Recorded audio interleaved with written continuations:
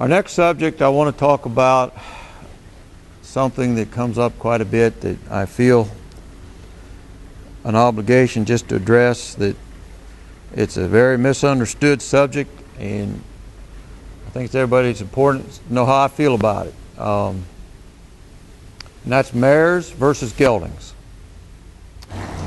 I get a lot of phone calls. Folks call me up. They say, my trainer says I need a 16-hand horse, gelding. Needs to be able to do everything. Got to be safe, got to be quiet, got to be this, got to be that, got to jump, got this whole list of things they want to do. But of course their trainer can't provide that for them.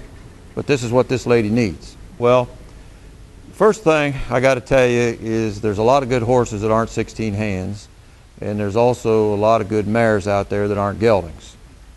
And the first thing I always tell those folks is, so you're telling me that every gelding you've ever had has been good? Oh, no, I won't say that. Well, you just said your trainer or your horse barn owner said they have a no mare policy in their barn.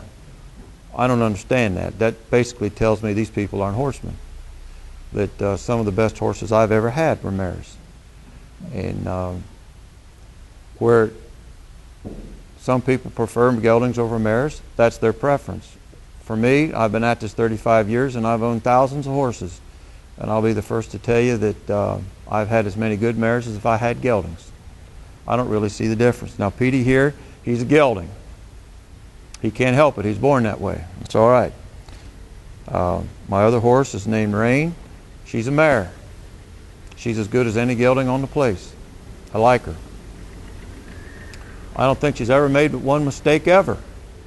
And she kicked me one time. Well, the reason she kicked me is I walked up behind her and I went to push her over, and I was leading the gelding when I did that. And she thought it was that gelding touching her on her back end, and she kicked me. So yes, that can happen. But I told you that story to tell you this, that, you know, when you have a mare, it's on how you manage that and how you handle it. Where what you want to do is be just aware of your situation, be aware of your surroundings. You know, I tell ladies all the time, it's like if you were sitting in church and the usher brought some big old brute in there and he sat him right down beside you, and that big old guy sat down right beside you and kind of rubbed up against you, what'd be the first thing you'd do? You'd scoot over and you'd push that guy away and say, mind your manners. Well, that's the same way it is with a mare. If I've got her tied up somewhere and I bring a strange gelding or a gelding up and tie him up right next to her, or I let him sniff her in the rear end or whatever, well, sure, she's going to protect her space. So, you know, a lot of it has to do with your horsemanship and how you handle that. Now, there are occasions, however, that you'll get a mare that's kind of a witch and she's got kind of an attitude about things.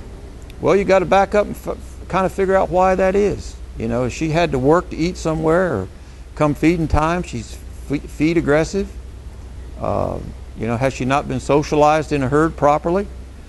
You know, these horses have to be socialized. They have to learn to associate with each other in the pasture. You know, I've got 100 horses and I probably have 40 or 50 head out in one pasture, mares and geldings. Doesn't matter. Now, I'm not going to let them pick on each other and fight and injure each other. But what I am going to do is I'm going to allow them in their natural way to develop their hierarchy. You got to let that happen. You got to do it. It's nature's way. So, you know, when you say you prefer geldings over mares, I want you to think about it. There's a lot of things that affect that. You know, a mare could have sore ovaries. You know, she could have a uterus infection. You know, she's going to come in heat every now and then.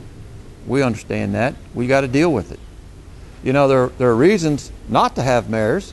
Like my neighbor told me over here that works horses in the field in harness. He doesn't like mares because every time they pee on him when he's sitting behind them driving the wagon. Well, now I can get along with that. I understand all that. That's okay. Maybe put the mare on the outside. Who knows? You know, there's ways around that. But I just want you to know from my perspective that I've had thousands of horses. I've had as many good mares as I had geldings. And don't sell yourself short. If you find a good mare, she'll serve you well. You'll get along good. You just got to learn to handle her. You just got to learn that when you load on the trailer, maybe put her on the back of the load. Don't put her up front with a bunch of geldings behind her. You got to think about it. It's not the right thing to do.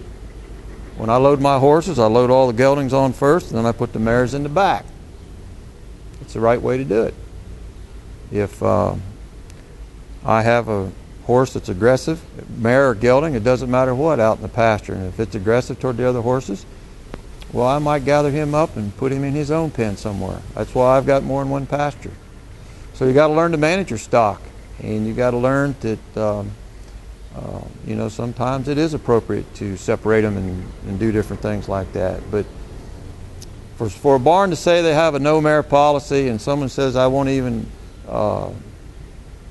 consider buying a mare, I look at that as just poor horsemanship, because you know, you need to evaluate each horse for its own face value, and look at that individual and see that if it'll meet your need or not, and that's the right way to do it.